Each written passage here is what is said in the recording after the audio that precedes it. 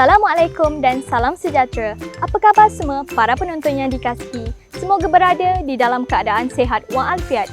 Saya, Khairin Roslan, hos anda pada episod kali ini di dalam program Bacaan Kegemaran Saya. Bacaan Kegemaran Saya merupakan satu inisiatif oleh Perpustakaan Kuala Lumpur untuk menggalakkan orang ramai membaca. Bahan bacaan yang dibaca oleh individu dikongsi bersama para penonton. Pada episod kali ini, kami menjemput Puan Hashimah binti Ismail, Pengarah Eksekutif Pengurusan Dewan Bandaraya Kuala Lumpur. Sama-sama kita saksikan. Bismillahirrahmanirrahim. Assalamualaikum. Saya Hashimah binti Ismail, Pengarah Eksekutif Pengurusan Dewan Bandaraya Kuala Lumpur. Pagi ni saya ingin berkongsi bersama dengan tuan-tuan dan puan-puan semua mengenai dengan buku kegemaran saya.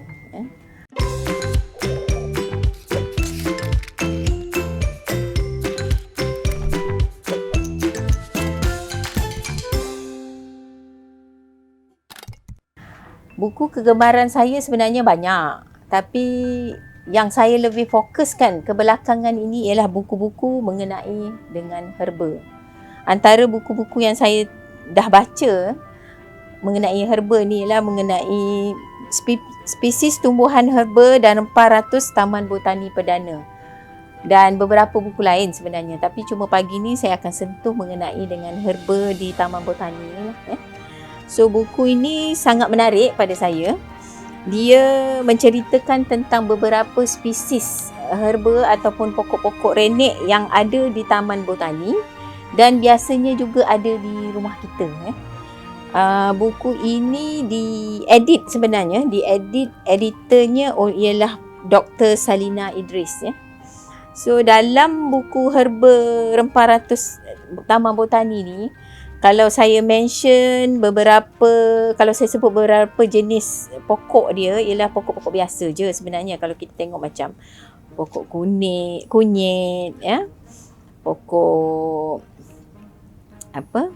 belalai gajah, bunga telang dan banyaklah kacip patimah, jarum 7 bilah dan sebagainya. Memandangkan saya suka herba, kebanyakan pokok-pokok ataupun herba-herba yang saya baca ni memang saya tanam sendiri.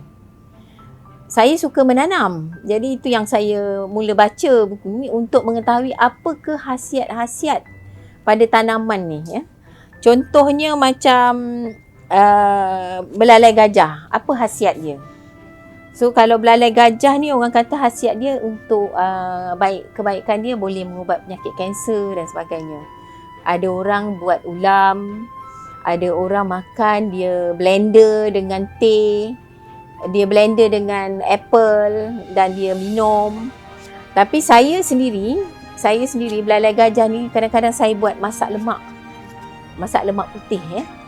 So khasiat dia banyak dan ada juga antara herba-herba yang ada di dalam yang diceritakan di dalam buku ni yang memang saya tak tahu pun. Rupanya benda ni ada khasiat. Contohnya pokok adas manis. Sebelum ni saya memang tak tahu nama pokok ni langsung, tapi pokok ni sebenarnya saya tanam. Sebab saya ni minat menanam dan bila orang bagi saya pokok, dia kata tanamlah pokok ni elok untuk halau nyamuk katanya. Jadi saya pun tanam pokok adas manis ni.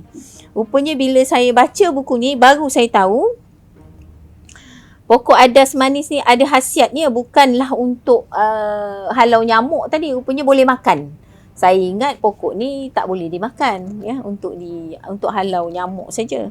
Rupanya dia boleh dimakan untuk untuk masalah perut berangin, Kalau untuk wanita-wanita untuk menambahkan susu kepada ibu dan sebagainya. So kalau saya nak tunjuk sikit adas manis ni, gambar dia macam ni lah. Sebab ini daripada buku kan. Jadi kalau kat rumah tu bolehlah saya tunjuk pokok yang sebenarnya macam mana. Tapi memang pokok ni biasalah. Tuan-tuan dan puan-puan rasanya biasa boleh tengok pokok ni di mana-mana saja. So pokok adas manis ni dan beberapa pokok lain lah Saya suka buku ni, yang menarik perhatian saya dalam buku ni ialah dia bergambar. Jadi kita ni bila kita baca satu Mas Cotek, misalnya Mas Cotek.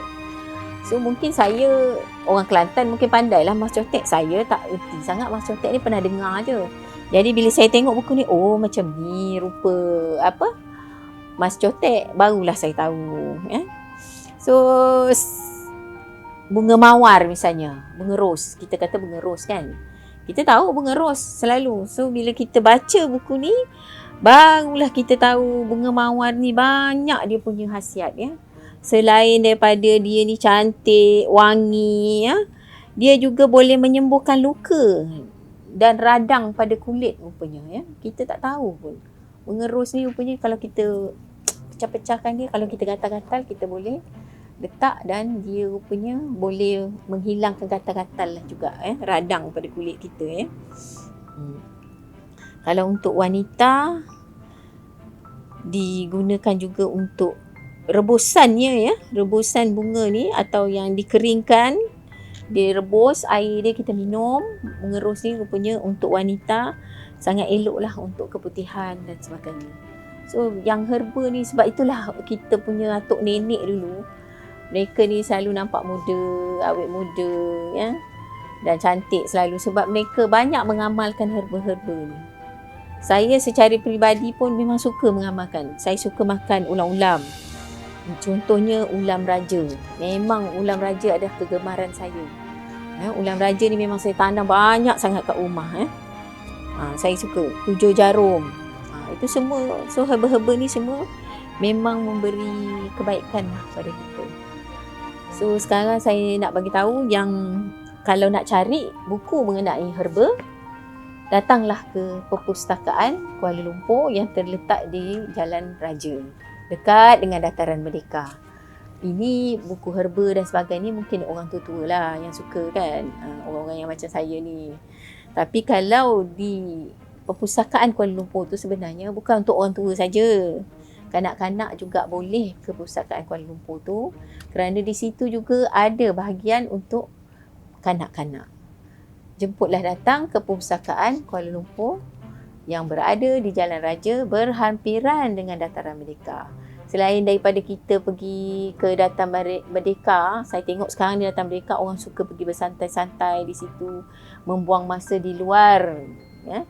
Masuklah juga ke perpustakaan tu, kita explore buku-buku yang ada di situ. Bawa anak-anak kita ke situ, biar mereka juga menanam minat membaca kepada mereka. Sekian, terima kasih.